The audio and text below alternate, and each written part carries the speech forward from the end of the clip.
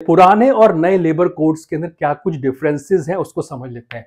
देखिए, जो एम्प्लॉयमेंट के फॉर्मलाइजेशन की बात की जाए तो जो पुराना जो प्री लेबर रिफॉर्म्स की अगर हम बात करें तो कोई अपॉइंटमेंट लेटर नहीं मिलता था। कोई अपॉइंटमेंट लेटर नहीं मिलता था। बोलते थे भाई कल से काम पर आ जाना, नौकरी पे आ जाना।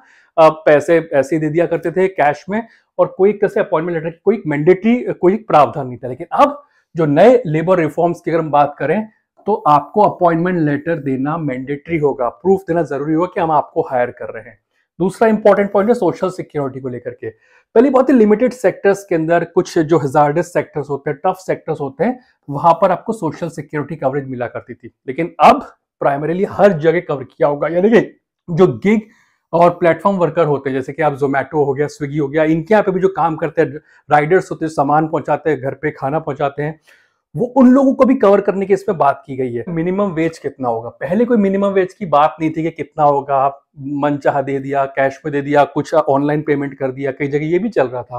तो वो सब अब नहीं होगा।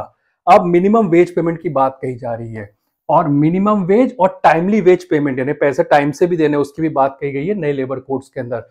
मिनिमम वेज की बात की तो रफली आप मान के चलिए 24,000 रुपए के आसपास आ रहा है। कई सारी सिटीज के अंदर कैटेगरी ए नाम की सिटी होती है, कैटेगरी बी टाइप की सिटीज होती है, कैटेगरी सी टाइप्स के रूरल एरियाज होते हैं। तो हर कैटेगरी के हिसाब से अलग अलग देखा जाए तो मान के चलिए 24,000 के आसपास आपका मिनिमम वेज पड़ेगा। इसको हम आगे भी हम समझ लेंगे क्या कुछ आखिरकार होता है। वहीं का प्रिवेंटिव हेल्थ केयर की बात की जाए तो पहले कोई लीगल रिक्वायरमेंट थी ही नहीं, कोई मैंडेटरी नहीं था कि आप किसी को हेल्थ कवर दे, हेल्थ इंश्योरेंस दे, कोई एम्प्लॉयर नहीं कराता था।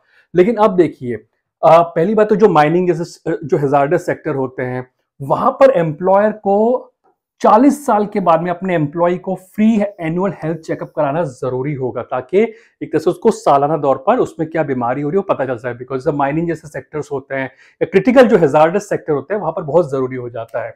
वही टाइमली वेजेस की बात कही गई है।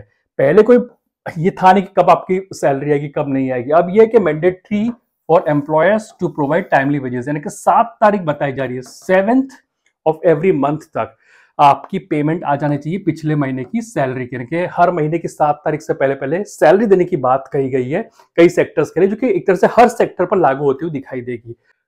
विमेन का पार्टिसिपेशन बहुत ज्यादा बढ़ा है। पहले ये था कि महिलाओं को रात में जॉब देने की, रात में अगर शिफ्ट में काम करना है तो कहते हैं लड़कियों से या महिलाओं से क्या काम कराना, जेंट्स से या फिर जो जो मेन वर्कफोर्स होता है उनसे काम करवाया जाता था। लेकिन अब ऐसा नहीं होगा। अब जो लेडीज है, विमेन है, वो रात को भी काम कर सकेंगी। सारे ही जो सेक्टर्स है उसके अगर बात की जाए, सब में वो काम कर सकेंगी, जिससे कि उनको इक्वल अपॉर्चुनिटीज मिल सके। सबसे इंपॉर्टेंट ESIC कवरेज की बात की जाए